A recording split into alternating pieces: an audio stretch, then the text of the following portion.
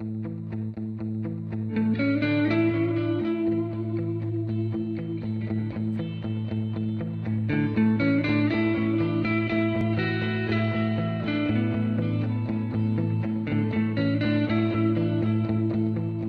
the tube, the heat is on for the Piccadilly line engineers. Good for making toasty sandwiches on when you bring your lunch up. And there's a bomb scare at Cockfosters. I'm not happy with it. I'm just thinking about the current climate and what recent events in Iraq. London Underground's 600 tube trains each travel over 70,000 miles every year. Bearing the weight of each 200-ton train is the track, over 500 miles of it. It needs constant attention and renewal.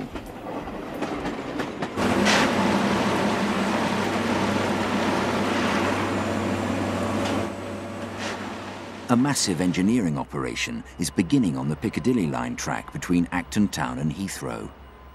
It's been 30 years since this track has been renewed, and over the coming weekends, 4,000 tons of ballast, 1,600 sleepers and over 1,300 metres of new track will be put in place. They've suspended the service while the rails are taken out and replaced. Making sure it all runs to schedule is site engineer Neil Cormack. I'd be most put out if I was trying to get to Heathrow this weekend. I can understand their frustrations, but the ride on the train will be a lot better. That's the only consolation I can give people.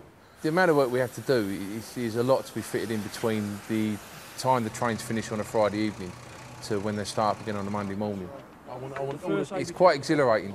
It's a constant go for the 12-hour shifts that we do. It's very rare you actually get a chance to sit down and have a cup of tea. Fimbling Rail, mate, is that all done and how long ago did it finish? It's a very tight window that we're working in. There's not a lot to play with, not a lot at all. At the opposite end of the Piccadilly line, near Cockfosters, British Transport Police Officer Neil Stevenson can be called out to deal with any kind of problem. The call-out we've got is a suspect bag that's been left on a train, on a Piccadilly line train. The train's been taken out of service and that train's in the depot at Cockfosters. The current terrorist threat climate is very high. We're going to go up and have a look at this item.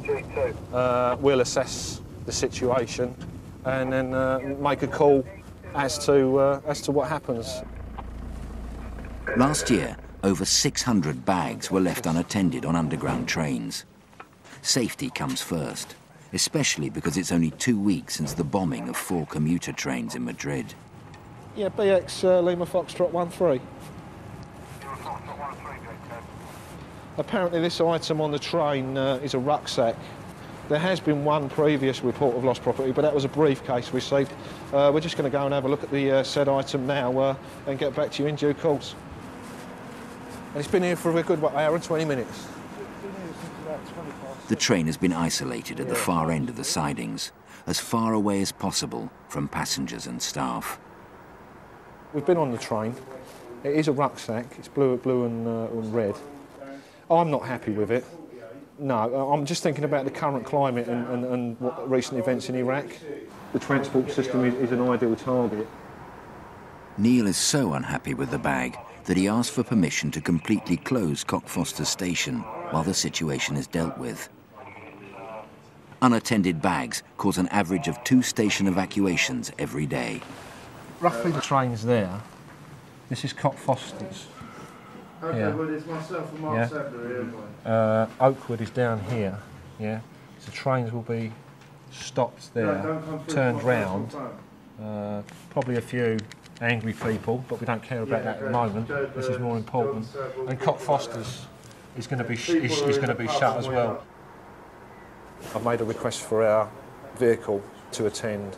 They've got specialist equipment on that vehicle where they can take X-rays, and then if they're not happy with it, then we can start evacuating and treating it as a serious matter and getting bomb disposal people out. The threat of terrorism is something that all underground staff have to contend with on a daily basis. for Station Supervisor Paul Harper, is just an occupational hazard. You worry about it because you don't know when you come to work whether you're going to go home at night now, at the moment. You're not sure. I mean, you know, as I say, we come in, but there's no guarantees we're going to go home if something does go wrong. Hopefully they won't do us, but you never know. It's one of them things.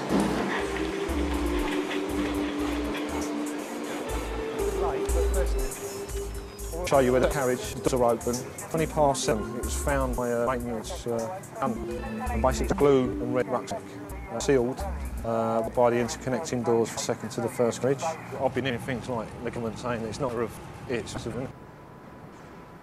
They connect that back, but then if anything with wires shows, that may raise their levels of suspicion. But it's always in the back of your mind, this could be the real thing, but you just get on and do it. If they're not happy with it, then obviously this incident goes on to the next rung on the ladder, which would involve cordoning off the area and possibly calling out explosives officers, bomb disposal. The track replacement work at Heathrow is so far proceeding without a hitch. Gary, John Dockett is back at the start of the job. If we walk right the way down to the east end of the site, we're still at the dig. We're just putting in the bottom ballast. If you walk to the middle of the job, we're putting the sleepers in. And if you come up to this end of the job where we are now, the rails are in, and then we'll just be putting the assemblies together for the conductor rail. So it's at various stages, but generally we're ahead. But welding 91-metre lengths of railway track together is no simple process. It's some aluminothermic process. Sounds good, doesn't it? I haven't got a clue what it means, but it sounds really good. It fascinates me. I've been looking at them for 12 years and they still fascinate me. You're basically putting molten metal into it to form the joint, and then you have to crop it and grind it. So it just forms like a continuous rail. And was it an hour, Gary, in it, for each weld?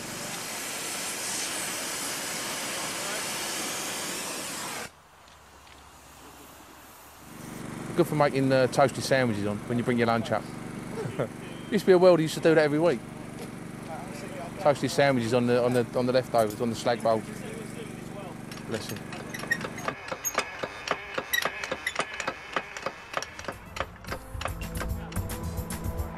At Cockfosters, the specialist X-ray unit have examined the suspected bomb. PC Neil Stevenson is anxiously awaiting their findings.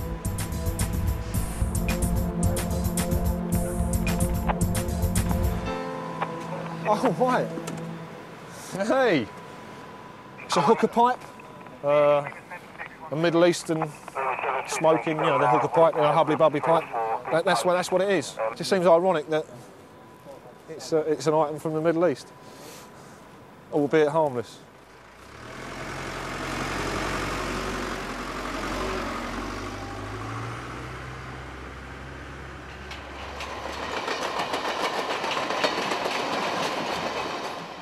In Northfields, it's an early start for Kevin Kinsella, the man in charge of the Heathrow bus replacement service. I actually feel sorry for the customers on a weekend like this because the buses do take so much longer than the trains. Kevin has gathered together a fleet of 35 buses from as far away as the Isle of Wight to cover the suspended tube service from Heathrow to Acton Town.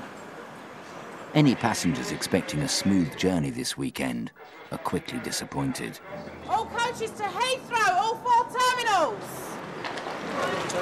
Yes, straight down to your left. We didn't realise it was as bad as this. Very inconvenient, yeah. Trying to find places and ask people where to actually get your fare and tickets and everything, you know, so it's a bit haphazard to say the least, you know. We've got roughly 15 baggage handlers here, we've got about a dozen information staff, we've got half a dozen queue marshals. This operation is probably the biggest bus operation we have ever done on London Underground. But a big operation means the potential for big problems. And one has just landed right outside Acton Town Tube in the shape of uninvited roadworks. I'll tell you what the problem is. We've got a traffic order in Bolo Lane which prohibits stopping and waiting and parking. Southern Electric Contracting have turned up and in the middle of the length of road that we've got the traffic order on have dropped anchor, put some vehicles into the middle of this and a JCB, and are digging a hole in the road on temporary traffic lights. They say they've got permission, but in fact they're breaching the traffic order which prohibits all stopping and waiting in Bolo Lane. Now that is going to mean that by 2 o'clock this afternoon the whole area is going to be at gridlock. It's the ripple effect further out which we've experienced before that makes it an absolute pain in the whatever. What will happen is we will eventually run out of buses to run the service. They'll all be stuck in traffic. Kevin must sort this problem out, or there'll be no way for the thousands of customers who use the line every weekend to get to and from Heathrow.